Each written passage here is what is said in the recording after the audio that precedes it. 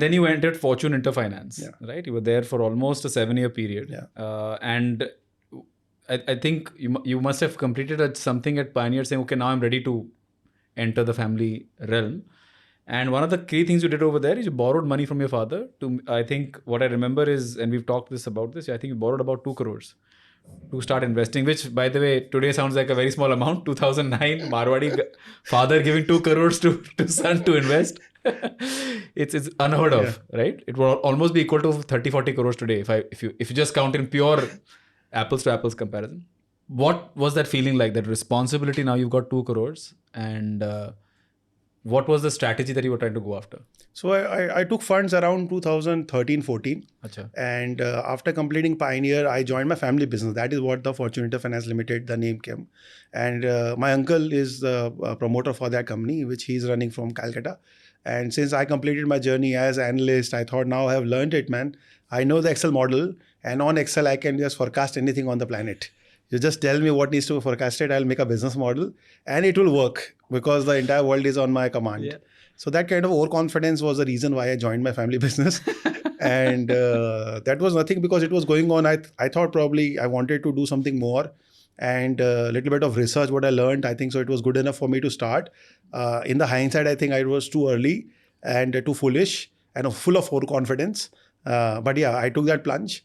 And I set up the entire Bombay operation. Achha. So that's what I did. Where was the and, office? It was, so my dad actually was also visionary. He actually took a small space at Masjid Bandar, which was, just near to Nariman Point, but it is not that near. And it was mainly the metal market, Lohe ka market. That was my father has worked Achha. with Brothers of Lakshmi Mittal in India. So he thought probably if I have to join steel business, then I should also have office with him. So that's where he just got me a small space, and that's where I started. It was a very humble beginning. There's no fancy thing. My first hiring was my office boy. Achha. And I had to ask him कि मेरे को sir बोलना है अभी आपको. So you can imagine that, starting young is, there are some blessings, but in that blessings, things also come with its own weight of, hard learnings. And it was not easy because, you can hire people to call yourself as a boss. But to recognize yourself as a boss, you really need to do those things The which title gets you the doesn't create the respect. position. Yeah, it can't. It never. I think so. It is nothing like Western thing. I think so. It's a concept of everywhere. So that's remained true. And I started. My focus was to get the clients largely from the PSU banks to trade with me. Achha. And in return, I'm giving them the ideas. So every PSU or private bank have their treasury department.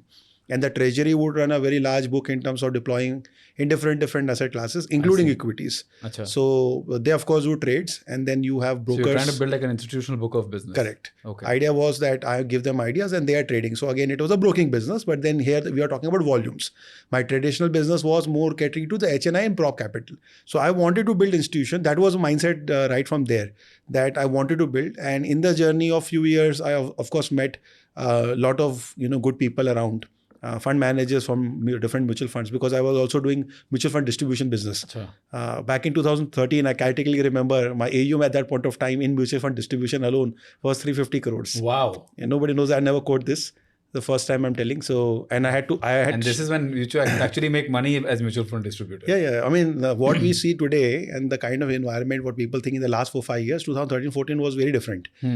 Things were not that systematic. And again, it was relationship oriented. So I think so that's what it counted then.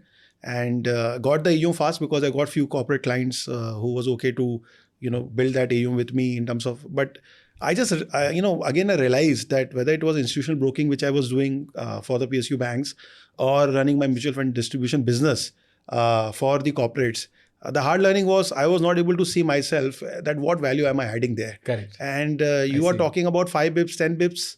It was not that exciting. Now it's very fancy to talk about, your AUM and all that jargon. I mean, I never got carried away by that part. I mean, I am very particular about carry, but not getting carried away by just numbers.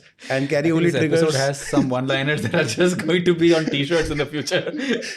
So see the carry income only triggers once you return the capital back. That's true. That is so I never believed that if you have enormous money with you, do you automatically get the license to return back the money in that same capacity. So I was very particular about building it right away, but at the same time knowing the realities around me.